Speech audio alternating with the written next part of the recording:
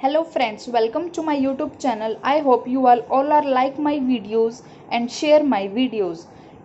If you are new to my channel, please subscribe so that you will get all notifications of my upcoming videos. I am giving you notes of BSc 6th Sem Organic Chemistry in very easy and simple language which you understand very easily.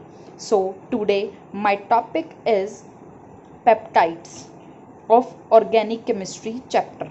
Organic chemistry में मैंने आपको अपनी part 1 video में amino acids के बारे में बताया था कि अमीनो एसिड्स होते क्या हैं। मैंने बताया था कि अमीनो एसिड्स जिस मॉलिक्यूल में एक अमीनो ग्रुप एंड एक कार्बोक्सिलिक ग्रुप प्रेजेंट हो उस मॉलिक्यूल को हम कहते हैं अमीनो एसिड्स। फिर हमने पढ़ा था उसका structure of alpha amino acids जिसमें हमने उसका डाईपोलर स्ट्रक्चर बनाया था, मतलब जिसको हम ज्विटर आयन भी बोलते हैं। फिर हमने पढ़ा classification of alpha amino acids जिसमें हमने उसकी क्लासिफिकेशन पढ़ी जो कि 2 टाइप्स की होती है, एसेंशियल अमीनो एसिड्स और नॉन एसेंशियल अमीनो एसिड्स। ठीक है। फिर हमने पढ़े कि उसके टाइप्स कितने होते हैं अमीनो ग्रुप के, neutral amino group, basic amino group and acidic amino group. ठीक है। फिर हमने पढ़ा acidic behaviour of amino acids जिसमें हमारा क्वेश्चन अराइज होता है कि अमीनो एसिड्स को हम एम्फोटेरिक इन नेचर क्यों कहते हैं। वो क्वेश्चन अराइज उसमें से हमने वो क्वेश्चन भी करा था अपना। उसके बाद हमने टॉपिक पढ़ा था आइसोलेट्रिक इफेक्ट, आइसोलेट्रिक पॉइंट। ठीक है। तो उसमें भी हमने उसकी डेफिनेशंस पढ़ी, उससे रिलेटेड एग्जाम्पल्स किए। देन हमने टॉपिक किया इलेक्ट्रोफोरेसिस। ठीक है। उसमें भी हमने उसकी डेफिनेशंस की जो कि एग्ज़ाम में पूछी जाती हैं। देन हमने की उसकी केमिकल रिएक्शन जो कि 3 टाइप्स की थी। First Gabriel phthalimide, second phthalimide amino synthesis, third is hydantoin synthesis. ठीक है। ये तीनों हमने उसमें पढ़ा। अब हमारा उसी चैप्टर का सेकंड पार्ट है peptides. Peptides are amides formed by condensation of amino group of one alpha amino acid with the carboxylic group of other amino acid with the elimination of molecule of water। मैं आपको पहले बताती हूँ कि peptides होते क्या हैं। Peptides ऐसे मोलिक्यूल होते हैं जो 2 अल्फा अमीनो एसिड्स को रिएक्ट करके एक हमें पेप्टाइड देता है और एक वाटर रिमूव हो जाता है। ठीक है। वही मैंने इस डेफिनेशन में लिखा है कि peptides are amides formed by condensation of amino group of one alpha amino acid with the carboxylic group of other amino acid with the elimination of molecule of water। जैसे इसमें मैंने 2 अल्फा अमीनो एसिड्स लिए, ठीक है, इनको हमने react किया तो हमें एक पेप्टाइड मिला। इसमें क्या हुआ, OH और यहाँ से H रिमूव हुआ तो ये N यहाँ पे लिंक करा। ठीक है। तो यहाँ पे हमें एक पेप्टाइड मिल गया।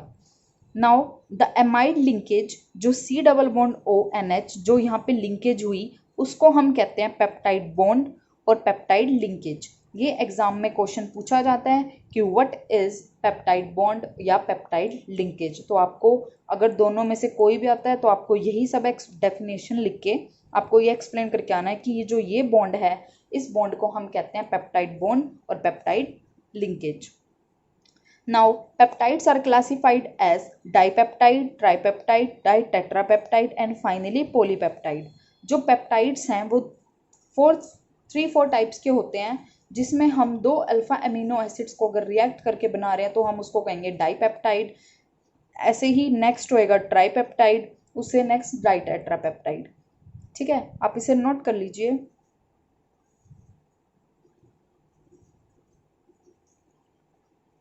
अभी तक मैंने आपको जितना बताया इसमें से सिर्फ आपके 1-2 क्वेश्चन अराइज होते हैं कि what are peptides, what are peptide bond and what are peptide linkage. आपको अगर मेरी वीडियो में कोई भी प्रॉब्लम है किसी भी टॉपिक में, आपको हर बार कहती हूँ आप मेरे को कमेंट बॉक्स में डाल सकते हैं।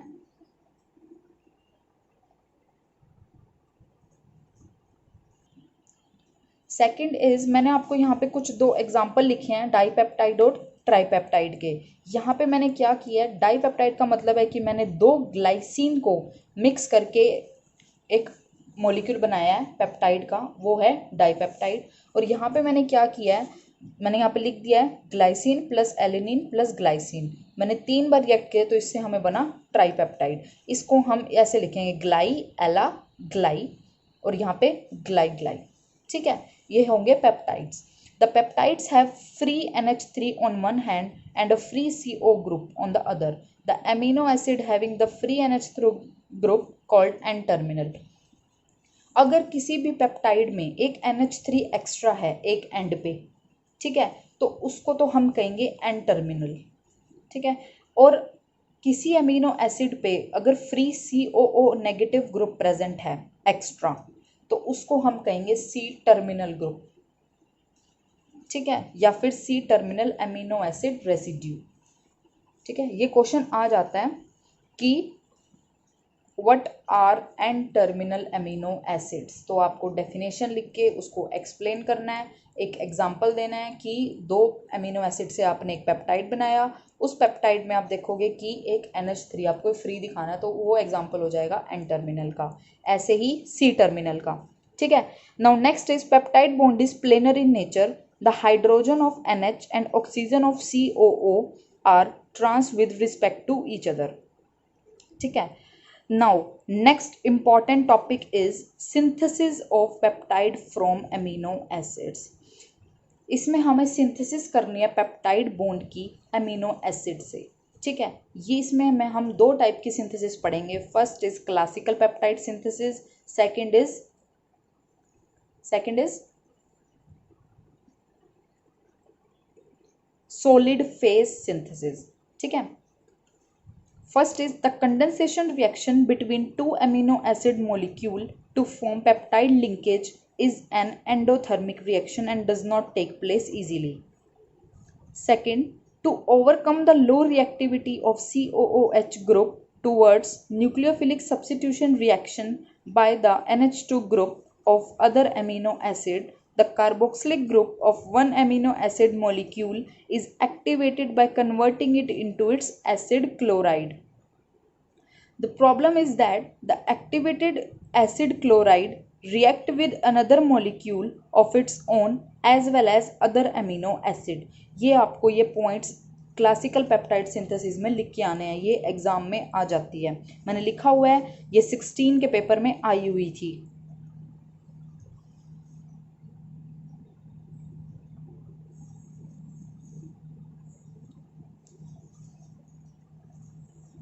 आप मेरी वीडियो एंड तक देखना ताकि आपको मैं बीच बीच में जो इम्पोर्टेंट क्वेश्चंस और वो बताती हूँ ताकि आपको वो पता चले। अभी वैसे भी आपके एग्ज़ाम्स एक्सटेंड कर दिए गए हैं, तो आप मेरी वीडियो से नोट्स लिख लिख के आप अपने प्रिपरेशन कर सकते हैं। You have 1 month for the preparation.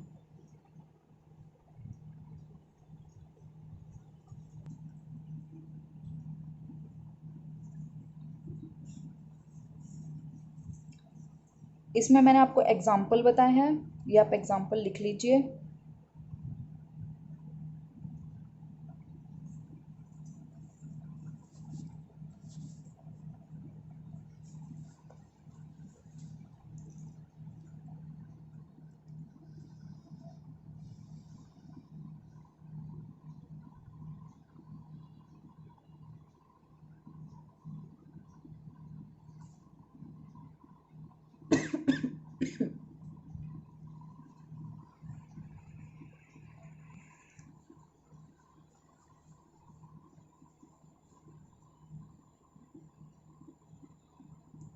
Now next point is to overcome this problem, the amino group of the amino acid is first protected before its carboxylic group is activated by converting it into its acid chloride.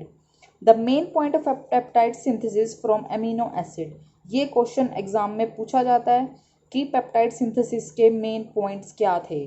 First है protection of amino group in one amino acid, second activation of carboxylic group, third formation of peptide linkage, fifth removal of protecting group, fourth removal of protecting group। लेकिन जो ये synthesis थी ये इतनी fulfil नहीं हुई, इसलिए इसकी कुछ ड्रॉबैक्स भी हैं।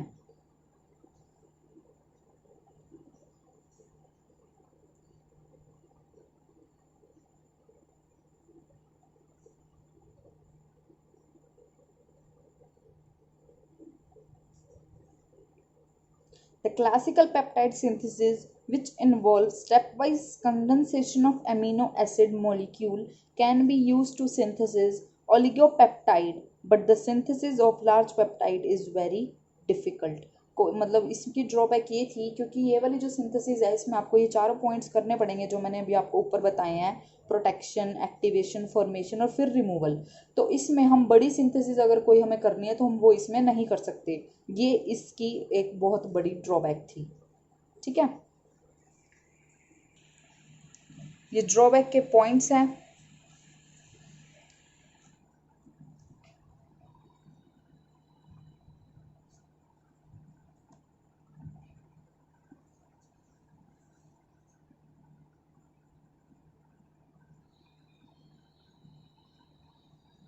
एक तो ये जो है ये टाइम कंज्यूमिंग है और अपनी यील्ड भी बहुत कम देता है, इसलिए इसकी इतनी ड्रॉबैक्स हैं।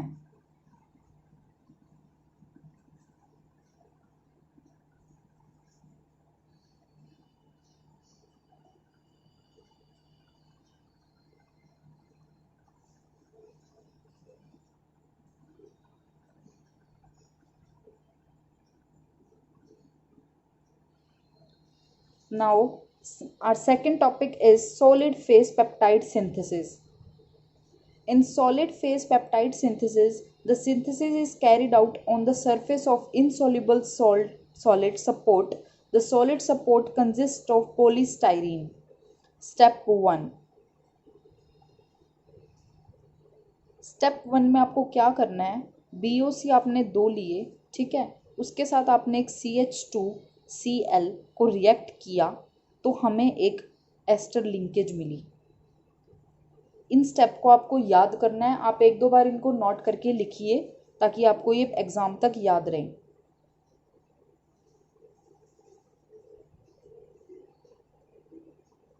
ये बहुत इजी चैप्टर है और स्कोरिंग भी है, तो आप इसे चैप्टर को छोड़ के मत जाना, क्योंकि इसके साथ एक और जो आपके इस सेक्शन में चैप्टर है वो है हेटेरोसाइक्लिक कंपाउंड, वो थोड़ा इससे टिपिकल चैप्टर है।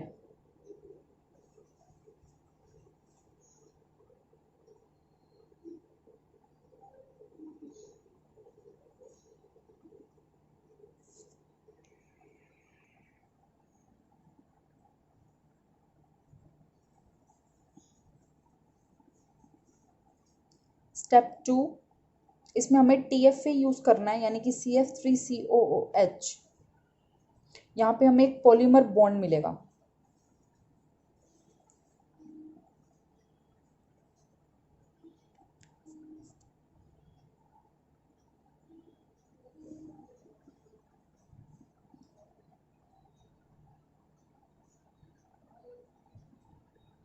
Now step 3, another BOC protected amino acid is coupled with above amino acid। जो क्या होगा, जो हमने शुरू में BOC वाला बॉन्ड लिया था एमिनो एसिड वाला, उसको हम इस पॉलीमर बॉन्ड के साथ रिएक्ट करेंगे, हमें एक ये वाली सिंथेसिस मिलेगी।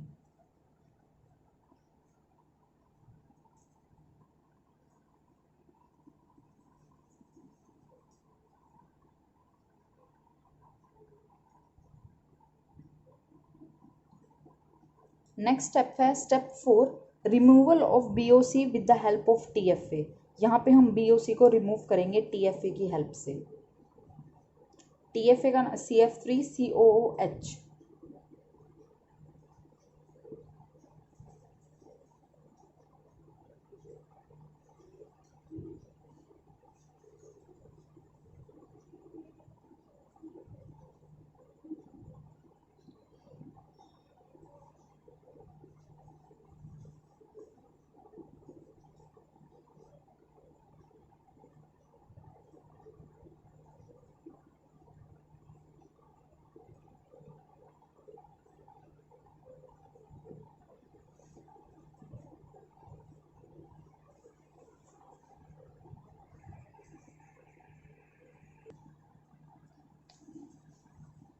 और लास्ट स्टेप इज, इसमें हमें क्या होगा, हम इसको HF के साथ रिएक्ट करेंगे और हमें एक पॉलीमर मिलेगा, पॉलीपेप्टाइड।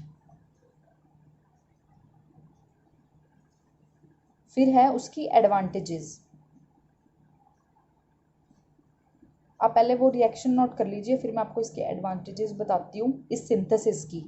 ये सिंथेसिस उस क्लासिकल पेप्टाइड सिंथेसिस से बहुत ज़्यादा इसकी यील्ड अच्छी मिली, ठीक है, और इसकी टाइम रिक्वायरमेंट भी उस सिंथेसिस से बहुत अच्छी मिली, इसलिए ये सिंथेसिस अभी तक यूज़ की जाती है ऑर्गेनिक केमिस्ट्री में, ठीक है। इसकी फर्स्ट है yields are extremely high. Yields जो है इसकी वो बहुत ज़्यादा हाई मिलती हैं उसके कंपैरिजन में क्लासिकल सिंथेसिस के, तभी वो जो सिंथेसिस है वो फुलफिल नहीं हो पाई। सेकंड है purification eight which coupling step is not necessary. इसमें क्या है कि जो कपलिंग स्टेप है वो नेसेसरी नहीं है, लेकिन क्लासिकल सिंथेसिस में वो था। Third is time requirement for synthesis of protein and polypeptide has been produced. इसमें टाइम रिक्वायरमेंट सिंथेसिस की इतनी नहीं है नीड उसकी, लेकिन क्लासिकल में ज़्यादा थी, ठीक है। So thank you for watching my video. और next video I will be coming soon. Bye and take care.